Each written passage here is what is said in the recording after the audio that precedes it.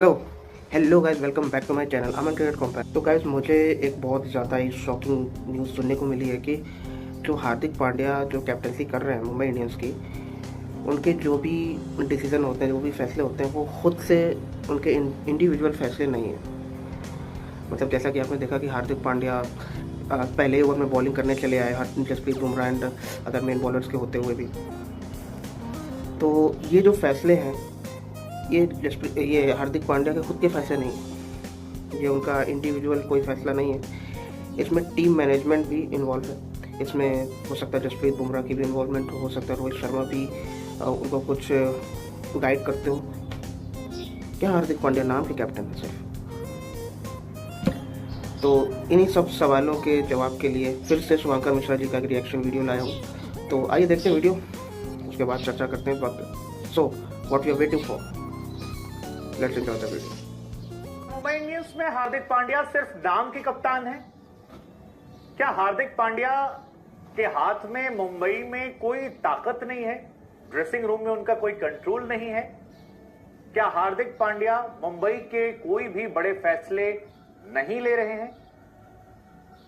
ये सवाल इसलिए उठ रहा है क्योंकि हार्दिक पांड्या की एक तरफ जबरदस्त ट्रोलिंग हो रही है, बहुत भयंकर ट्रोल हो रहे हैं, और शायद भारतीय क्रिकेट के इतिहास में कोई भी खिलाड़ी कभी भी इतना ज्यादा ट्रोल नहीं किया गया। उस पर भी ये कहा जा रहा है कि जो अहमदाबाद में हुआ वो तो एक झांकी है, असली कहानी जो है वो तो मुंबई वानखेड़े। एक बड़ा स्टेटमेंट कैरन पोलार्ड की तरफ से, और अब कैरन पोलार्ड जो मुंबई इंडियंस के बैटिंग कोच भी हैं, वो कैरन पोलार्ड से जब ये सवाल पूछा गया कि हार्दिक को लेकर वो क्या सोचते हैं, तो कैरन पोलार्ड ने एक बड़ी महत्वपूर्ण टिप्पणी की। कहा कि मैं बीते कुछ दिनों से सोशल मीडिया पर ये सुन सुन के थक गया हूं कि हार्दिक ने ये फैसला गलत किया, हार्दिक ने ये फैसला गलत किया, हार्दिक ने वो फैसला गलत किया। मैं आप सभी लोगों को बताना चाहता हूं कि हार्दिक पांड्या के हाथ में सब कुछ है, ऐसा नहीं है। मुंबई इंडियंस का कल्चर ये नहीं है। मुंबई इंडियंस वो टीम है जहां पर कलेक्टिव फैसले आते हैं। दरअसल ये सवाल जो है ये उठ रहे थे हार्दिक पांड्या की ओपनिंग गेंदबाजी को लेकर, ये सवाल उठ रहे थे रोहित शर्मा को बाउंड्री लाइन पर फील्डिंग करवाने को लेकर, ये सवाल उठ रहे थे हार्दिक पांड्या के टिम डेविड के बाद बल्लेबाजी करने को लेकर, और इन तमाम सवालों को लेकर ऐसा लगा कि मुंबई इंडियंस ने हार्दिक पांड्या को बैक किया है। हालांकि हार्दिक पांड्या जो कुछ घटनाएं घट रही है उसके लिए जितने वो इन्वॉल्व है उतने ही मुंबई इंडियंस इन्वॉल्व है, लेकिन क्योंकि गुस्सा लोगों का फ्रेंचाइज से ज्यादा खिलाड़ी पर निकल रहा है, इसलिए हार्दिक को शायद मुंबई बैक कर।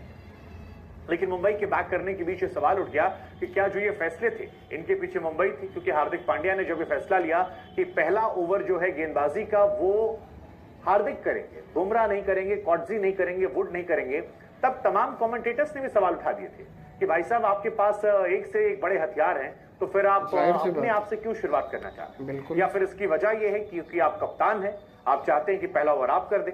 हालांकि हार्दिक एक बॉलर के तौर पर पिछले कुछ सालों में काफी डेवलप्ड हुए हैं। ये बात भी सच है कि हार्दिक ने पिछले कुछ मैचेस कुछ महीनों से नहीं खेले थे, इसलिए गेंदबाजी को लेकर सवाल हो सकता है। लेकिन हार्दिक क्या एक खराब गेंदबाज है, ये आप नहीं कह सकते। कई इंपॉर्टेंट मैचेस में उन्होंने भारत के लिए भी जबरदस्त गेंदबाजी की है। लेकिन जब तुलना उनकी जसप्रीत बुमराह से होती है, कॉटजी से या वुड से, तो लाजमी बात है कि उनके सामने हार्दिक थोड़े कमजोर नजर आते हैं। बिल्कुल। हालांकि दूसरा जो फैसला था जहां पर ल्यूक वुड के बाद हार्दिक टिम डेविड की बात माफ कीजिए बल्लेबाजी करने आए, उस फैसले को लेकर कोई भी जस्टिफाई नहीं कर पा रहा, क्योंकि वो एक सवाल सबके मन में है कि आखिर जब राशिद खान सामने थे और हार्दिक भी ये जानते हैं कि टिम डेविड स्पिनर को बहुत अच्छा नहीं खेल पाते हैं, तो इंडियन बैट्समैन होने के नाते, मुंबई के कप्तान होने के नाते क्या उन्हें बल्लेबाजी करने नहीं आना चाहिए था?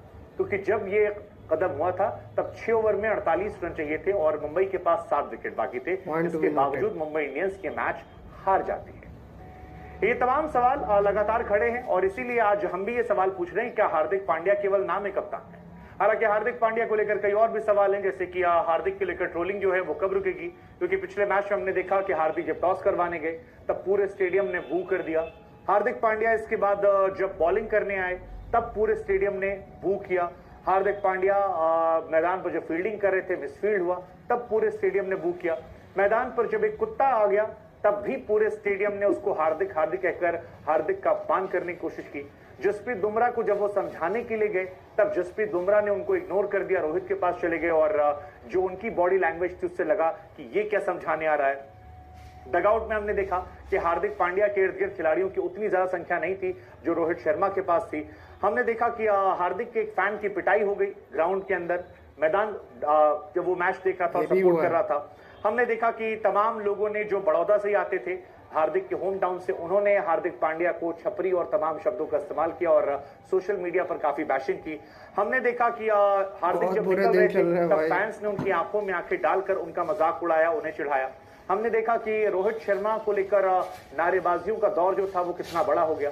हमने देखा कि गुजरात टाइटंस ने भी हार्दिक पांड्या कैसे मजाक उड़ाया और हमने देखा कि जब रोहित शर्मा को पीछे से आकर वो हक करते हैं तो कैसे रोहित शर्मा भी उन्हें किसी बात को लेकर डांट लगा रहे थे। यहां तक कि होली के दिन भी हार्दिक पांड्या की तस्वीरें वायरल हुई जहां वो खुद से रितिका के पास जा रहे थे, रोहित के पास जा रहे थे, हक कर रहे थे। ऐसा लग रहा था कि वो कोशिश कर रहे थे कि डगआउट में अपने व्यवहार से और ग्राउंड में अपने परफॉर्मेंस से दिल जीता जाए।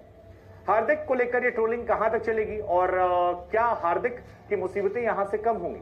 क्योंकि अगर मुंबई इंडियंस अगले कुछ मैच हारती है तो फिर मुसीबत जो है वो हार्दिक पांड्या और मुंबई इंडियंस के लिए बढ़ेगी।